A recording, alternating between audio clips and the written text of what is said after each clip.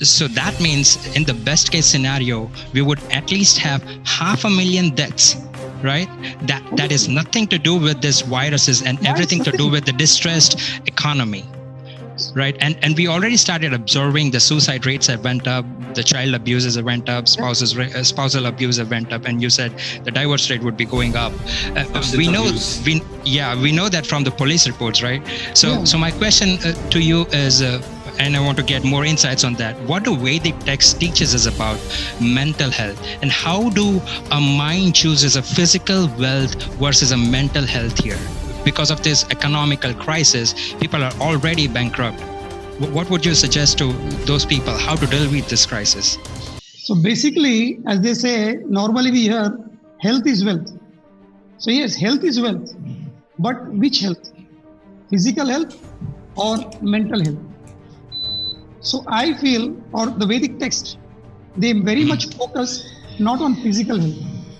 If you analyze the entire Vedic studies, the scriptures, they are focusing more on the mental health. Why?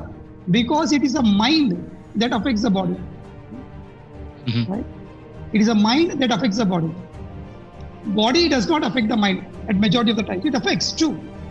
But when the mind is distressed, when the mind is depression, like simple, if you are depressed, one of the causes of obesity is what? Depression.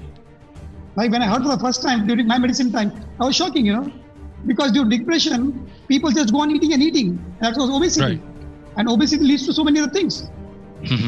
A person may feel he's obese, he must be a very happy person in the life. When you see obese person, healthy person, he may feel very happy person. No, he's a depressed man. He's a most lonely man. So he takes shelter of food.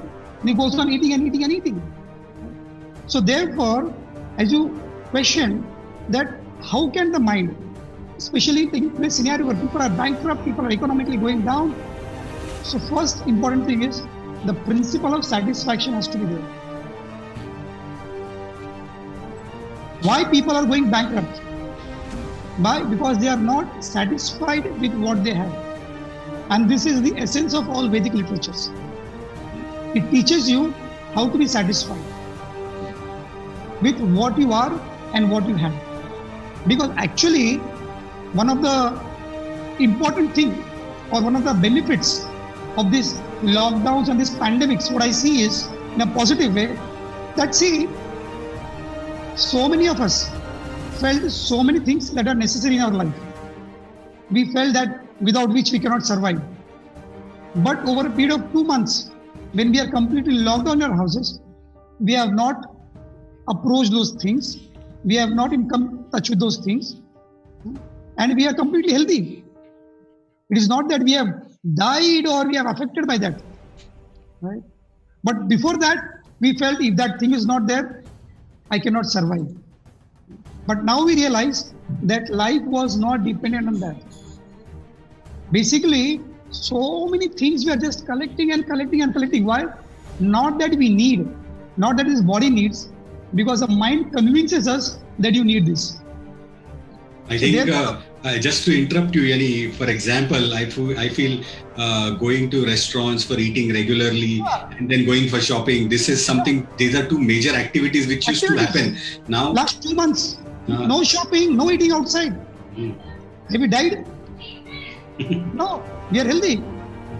So therefore, these slight changes actually. Adjustment, Vedic text teach us not to adjust physically, but to make adjustment at the level of mind. And the first principle of that is principle of satisfaction. You need to be satisfied with whatever you have and with whatever is coming. If this thing is taken care, I think half of the battle is won. The principle of satisfaction. Otherwise, it is not that. See, people are going bankrupt. Why? Because during this lockdown, they have actually, if you analyze, they have spent more what they would have spent outside on eating and these and that, so many other things. So therefore, you need to be satisfied and you need to have a higher dimension of life also. So then the mind can be taken care, and whether you have more or less is not important. What is important is how you can be satisfied with what you have. That is what is a Vedic perspective. An entire thing, whatever literatures you take, they speak more at the level of mind. Because ultimately that is the biggest factor. That is the biggest factor for disturbing everybody's life. And irrespective of which state, which country, what you are, irrespective of sex and everything. That is a common factor affecting everyone. This is my small little opinion about that.